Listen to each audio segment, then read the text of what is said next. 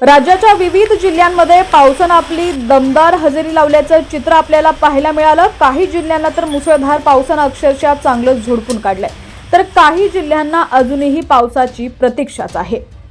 मात्र ज्या ठिकाणी पाऊस झालाय त्या ठिकाणी खरीप हंगामातील पिकांना मोठा दिलासा मिळालाय। आता गेल्या 2 दिवसांपासून पावसानं काहीशी विश्रांती घेतली आहे, त्यामुळे बळीराजानं शेती कामांना वेग दिलाय। अशातच हवामान खात्यानं आज पुन्हा एकदा पावसाची शक्यता वर्तवली होती आणि त्याच अनुषंगाने तुम्ही पाहू शकता पंढरपूरमध्ये देखील ढगांच्या गडगडाटात मुसळधार पावसाला सुरुवात झालेली आहे।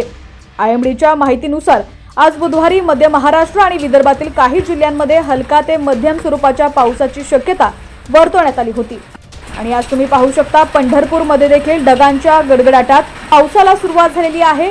सकाळपासूनच पंढरपूरमध्ये ढगाळ वातावरण होतं। काही वेळा उघडीप घेतल्यानंतर पावसानं पुन्हा एकदा या ठिकाणी दमदार हजेरी लावलेली आहे।